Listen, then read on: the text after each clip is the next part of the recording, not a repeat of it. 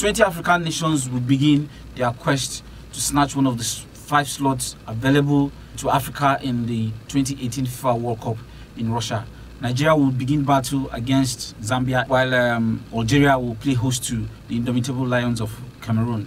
On that note, sport fans, I welcome you to this week's edition of FC Naija Football Show.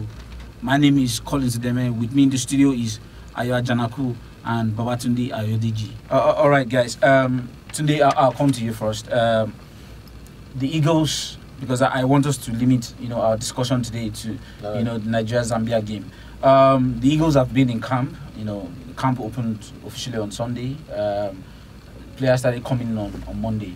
Now, give me your assessment of the players in camp and their preparation so far. I think it's been a good preparation for the Super Eagles thus far.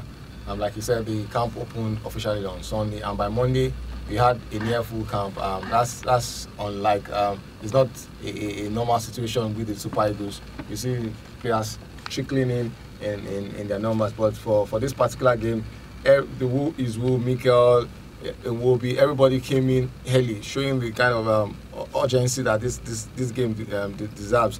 And so far so good. With the test game they had just recently against Plateau United, winning 3-0. No injury worries, no issues per se. I think the preparation is going on as expected. All right, well said. But Ayo, I'll come to you now. In terms of the preparation, the boys are doing the job, on the pitch. Hard work, sweating it out with Gernot Rohr. Now, there were reports in the media as regards NFF doesn't have money. Whatever happens in administration always rubs off on the team, when they get on the pitch. Are you having any fears ahead of this match? Well, paucity of funds is a drawback for the Super Eagles of Nigeria. The NFF needs to up the ante and take things to the next level. Such distractions are not what the team needs for an important World Cup qualifier in the group of death for the African zone. Okay, I'll still stick with you. Now, would you think Gernot Rohr will be able to instill? We know the Germans, the way they play. It's more they do more with tactical discipline. Now, what do you think Rohr is bringing into this new Super Eagles setup? Efficiency, drive, and quest to achieve results. Not playing to the gallery and doing the business for the day. And that's what one factor that's been lacking in the Super Eagles. They play well and they grind results, even when that flair is well pronounced. Before I let you go, it's been a tactical, for me, input by Rohr to ensure that the team trains on a bumpy pitch. We've seen the pitch in Dola. It's not where you want to play the kind of football you play at Arsenal. You begin to wonder, would we have rather stuck with our local league players to go and execute matches like that? I don't agree to that. But he has done most of the training on a bumpy pitch at the training pitch of the National Stadium. What was your take on that when you saw that?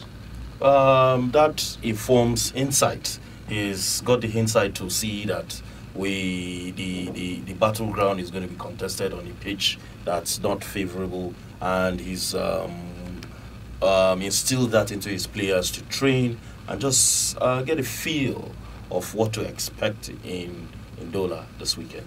Okay, Tunde, we've not had the opportunity to say congratulations to Rangers for their feat in the NPFL. So on behalf of all of us here, we're saying congratulations. But then 2 players from Rangers are in the national team setup right now, and we had led inclusions in Obaje and Ebuchalam following the withdrawals of Isaac Success and Victor Moses. Now, do you think the boys in the local league in camp right now can hold their own against their counterparts who are coming in from Europe? Yeah, I think they can really hold their own, and I want to believe that 1 or 2 of them would get some playing time in Dola on Sunday. Like you mentioned, Bobby Clement, he has been so phenomenal for Rangers in the outgoing season. It was quite instrumental for them breaking out 32-year jinx that has seen them going without any trophy. And for Ebujulam and Obaje, they're actually the top scorers in the Nigerian league. Obaje with 18 goals, while Ebujulam with 16 goals. I think the hunger is there for them. Even if they don't get a playing time in against Zambia, I think they're going to learn a lot with the other guys coming from Europe, and it will rub positively on their game. Now, guys, let's look at the Eagles squad. Iwobi has been fantastic for us now. Iheanacho scores at will. He knows where to be to receive the ball and put it in the back of the net. Now, it looks like we have a very good strike force in the team right now.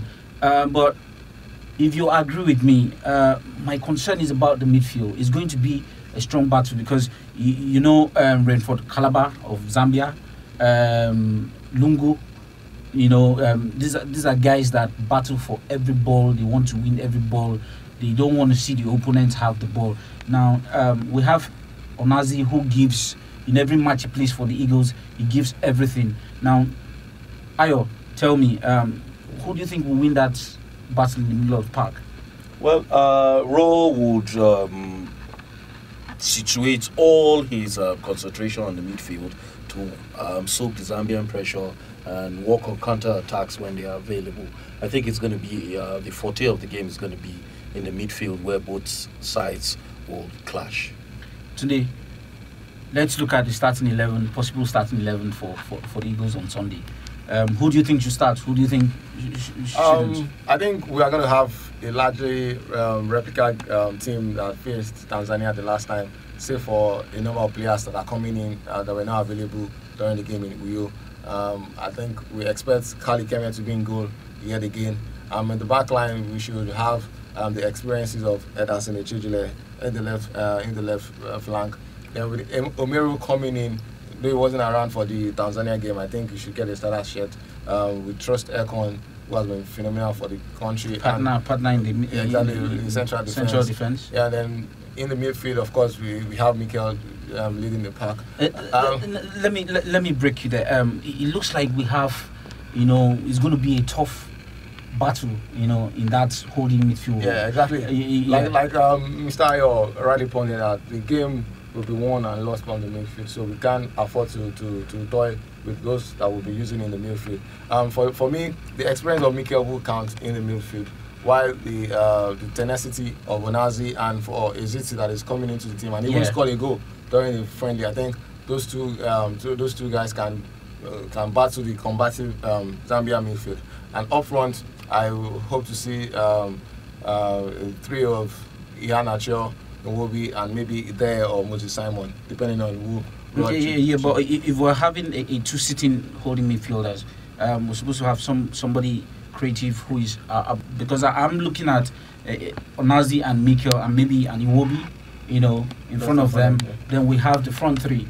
With who do you think should spearhead the attack? For me, I'll go for Brown there. He has been in spectacular form for his club in Greece, and coming back to the national team, he has the experience. He's been to the Nations Cup. He actually played against Zambia at the Nations Cup, and so the experience is there for him. Yeah, of course, Iheanacho has the skill, he has the grit, but he's just learning the ropes when it comes to the national team. Don't forget the cracker he scored against Tanzania. Yeah. I see him replicating stage. Okay, Ayo, let's look at the front line. I want to look at, you see Musa.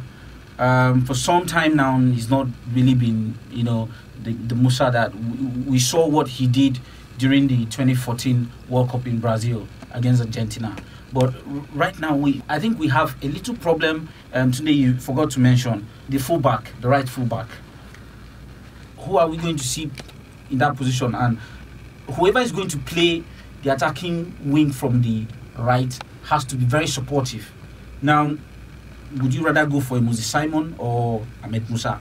I think I'll go for Moses Simon because he's been playing games for his club.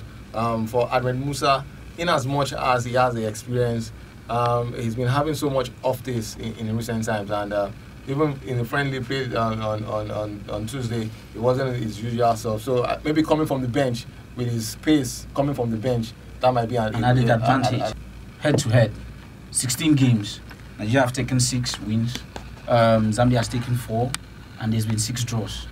Now, Sunday is going to be, another one. Where do you think the pendulum will swing? I see both sides sharing the spoils. It's going to be a 1-1 draw. That's my take.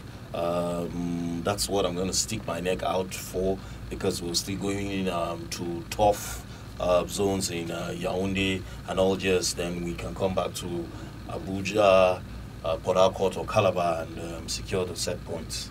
Today, let's have your for me, I prediction. think Nigeria should be able to nick that one. Maybe a slim win, 2-1, 1-0, thereabout. Like I said, the talents we have in the Nigerian squad, put side by side with what the Zambians have, I think we have a little edge ahead of them. But that said, Zambia is a very good team, as it's replicated in the head-to-head. It's been close. Even the wins that we recorded have not been massive wins as such, except for 1 or 2 games. So I see a tough game on Sunday. But with the tenacity that the Super Eagles is showing right now, particularly under the leadership of Mikel Obi, something tells me they should be able to nick it by a slim margin, maybe 2-1. All right, guys. I must say a very big thank you for doing this with me, and we hope to do this some other time. Thank you very much to the fans for being with us, and catch you next time.